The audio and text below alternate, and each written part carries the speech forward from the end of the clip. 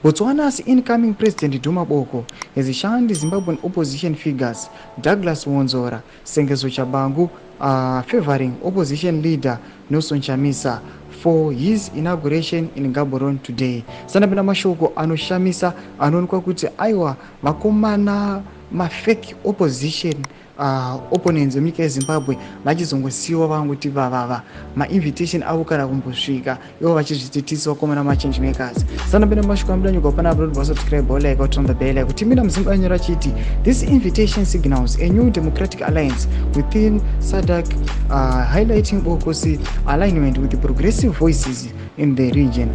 Wonzora and Tshabangu have been sidelined for their divisive tactics and failed political maneuvers, and they have often placed personal gain above party unity and democratic reform.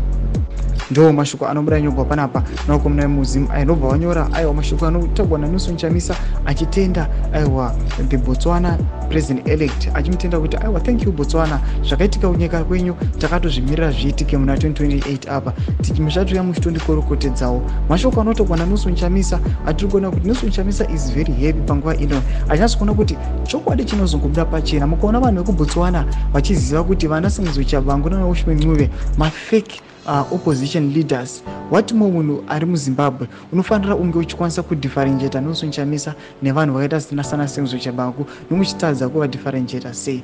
Panapa pari kubuda in element unyatsoratidza kuti kana uri munhu ari muZimbabwe uchifolowa naSengezo Tshabangu avo aiwa amenoti unenge uchida kutombobikirwa doro rakaita sei. Mashoko anobuda nyogwa panapa tudze mafungiro enyu moti kudii pamusoro pechiitiko ichi. Pinda comment section yedu, subscribe or like, turn on the bell icon.